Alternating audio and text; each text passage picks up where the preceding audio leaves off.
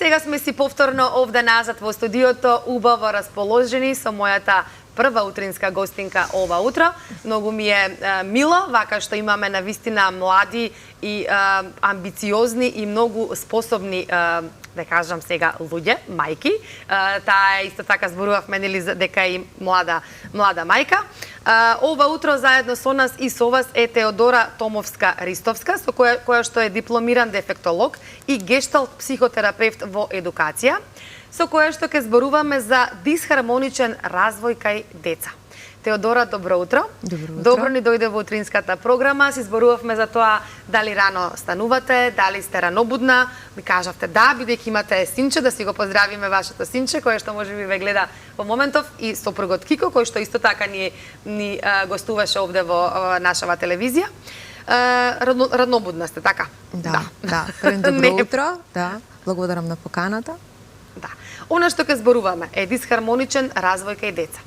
За почеток да објасниме што значи дисхармоничен развој кај деца и кога родителите да приметат дека нешто отстапува од нормалниот развој кај децата. Кои се оние првични симптоми кога станува веќе, да кажам, алармантно?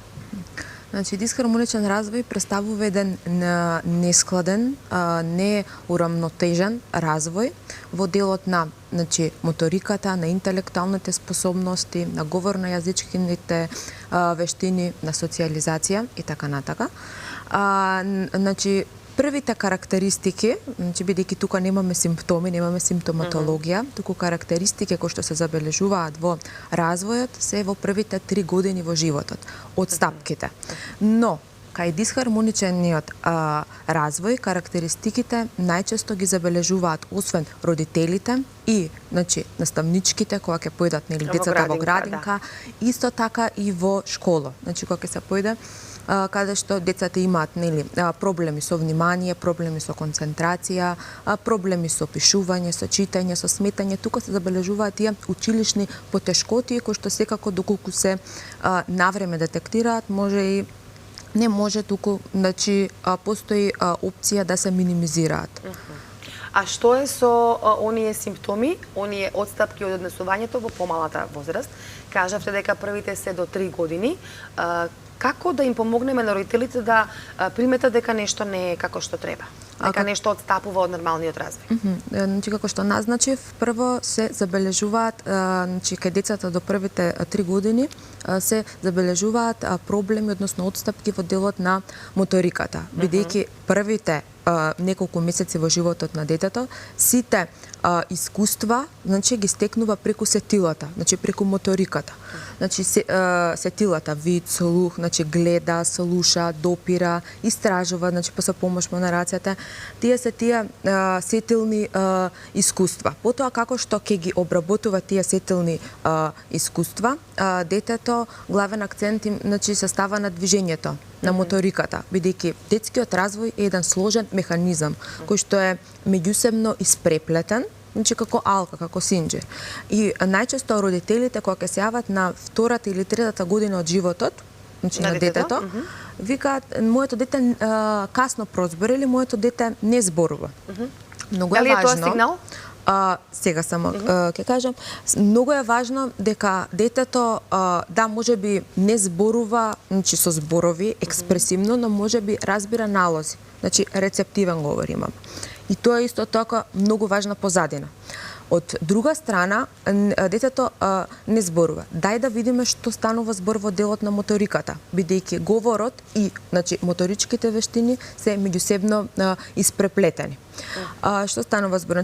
Дали детето правилно седи, дали детето може самостојно да ја држи главата, дали детето има стабилна рамнотежа, потоа дали детето има фат, фина моторика, дали детето реди, ниже, соодветно неговата календарска возраст, но меѓутоа и соодветно неговите карактеристики, односно способности и можности кои што ги има детето. Бидејќи најчесто децата кога ќе дојдат на третман, им се даваат активности, односно стимулативни третмани во соодветност од неговите карактеристики. Ќе зборуваме за третманот следно. Дали има уште некоја отстапка, уште нешто што треба да има алармантно како сигнал на родителите? Важна е први, значи, моториката. Во првите, значи, Која е нормална месеци, моторика, да кажам, до 3 годишна возраст? значи, вака, детето треба самостојно да седи, да јаде, значи, самостојно да се ги врши своите активности. Зборувам во делот на таа груба, значи, моторика. Во делот на фината моторика, детето веќе треба да може самостојно да држи, нели, палажицата, да може да реди самостојно сложувалки, потоа да може да, значи, да наменети за негова возраст, така. Да ниже, потоа да исто така, значи, да следи шеми, односно активности со кои што е, значи, се вклучени шематски прикази, каде што детето, освен фината моторика, ги вежба и когнитивните способности. Тие може би да реагира на звуци, така? Точно, да. Исто така и тука, значи, во тие делови за фина моторика се опфаќаат и когнитивните вештини, односно когнитивните способности. Внимание, концентрација, значи, каде што тука веќе забележуваме или пак оставаме, значи, препишуваме на возраста на детето, зборувам за вниманието, бидејќи децата кои што се помали имаат помал обсек на, значи, на внимание. Но проблемот со вниманието се забележува кај децата во школската возраст. Ете така. Сега дојдовме до она што е важно, а тоа е како да им се помогне на овие дечиња, односно кога родителите ќе приметат дека нешто отстапува од нормалното, од ова што го кажавте вие, се обраќаат на дефектолог, така, и почнува третманот со овие дечиња. Кажавте дека доколку тоа се открие порано, значи има можност да се коригира, нели, и да можат овие дечиња веќе кога ќе отидат во училиште веќе нормално да се однесуваат, имаат нормален раст и развој. Како изгледа третманот или терапијата? Вака, првично кај нас доаѓаат деца од возраст од 2 до 3 години, каде што стапките ги забележуваат, нели, родителите. И ќе кажам дека во првите 2 до 3 години е најдобро детето да почне со третман, значи во првите години од животот. Зошто? Затоа што треба да се искористи пластицитетот на мозокот, бидејќи детето се раѓа табула раса. Значи празен лист хартија, каде што ние врз основа на искуствата детето кој што ги стекнува, врз основа на имитацијата, значи тоа што гледа, значи ја пишува таа табла. И затоа велиме првите 3 години се најважни, бидејќи тоа е, значи, постулатот. Понатака, значи, кога детето, нели, не дека после 2 до 3 години не може, нели, да се јават на третман, но секако што е порано, тоа е подобро. Сега, раните стимулативни третмани од дефектолошката страна, значи дефектолошки пристап, се базираат во зависност од тоа што потешкотија, што отстапки забележуваме кај детето. Доколку детето има проблеми со фината моторика и нема доволно развиен говор, значи нема говор, ние прво работиме на фините моторни вештини, да може да се усвојат до некој степен, да можеме детето говорно да го стимулираме. Кога ќе биде детето говорно стимулирано, тогаш се праќа веќе на логопед, каде што логопедот си ја врши својата работа. Така да имаме тим од логопеди и, значи, дефектолози, каде што тие меѓусебно соработуваат. Најважно, потоа, ако детето има проблеми со грубата моторика, се прават активности за таа груба моторика, одење, значи скокање, трчање, нели, во зависност сепак од способноста, значи, нели, на детето. Многу важен, значи, пак ќе кажам, дел од моторичките вештини, каде што се пристапува, е реедукацијата на психомоториката.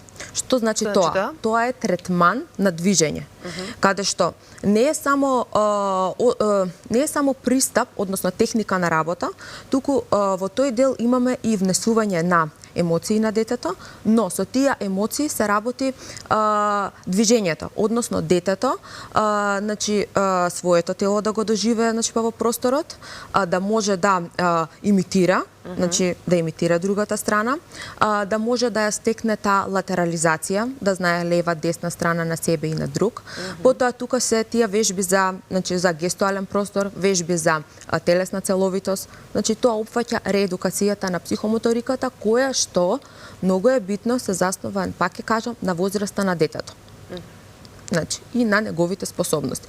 Многу во дефектолошкиот третман основата е, иако нели пример возраста на детето пример 3 години, но ние ќе гледаме неговите способности и можности кои што можеме да ги искористиме, да ги јачаме, значи тие делови кои што ги има детето и да ги минимизираме потешкотиите кои што се јавуваат во таа одредена област.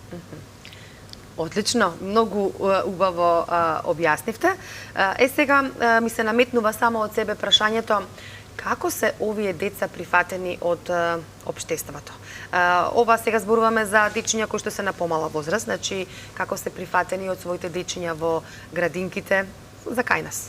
За во светот знаеме како е. Сепак ова зависи индивидуално од какви се децата, каква група се врсниците. Ама улогата тука на родителите и на улогата на целиот стручен тим и негователките во градинката, целиот стручен тим треба и училиштето да биде на ниво, нели? Точно, целиот стручен тим зависи тука од повеќе фактори, од стручниот тим, од родителот каков пристап ќе има кон детето, сепак од па ќе кажам мултифакторијално е. Да. Има деца кои што се секако дека овие деца треба да бидат прифатени, бидејќи ние тргаме од фактот дека сите деца се различни. Да. Иако родителите во почетокот ги споредуваат своите, децата, соврсниците, ова дете прави тогаш, ова моево дете не прави така, сепак секое дете е индивидуално. Да. И едукацијата која што е подкрепена од дома е многу битна. Да. Бидејќи различностите се тие кои што обединуваат. Сега инклузијата, нели, е многу важен момент, се зборува многу. И имаме многу и кампањи, еве вака и ние на телевизија. Меѓутоа во пракса, докаде сме со инклузијата на овие дечиња? Зборуваме сега само за дечињата, бидејќи тоа ни е темата, дисхармоничен развој кај деца. Многу интересно прашање.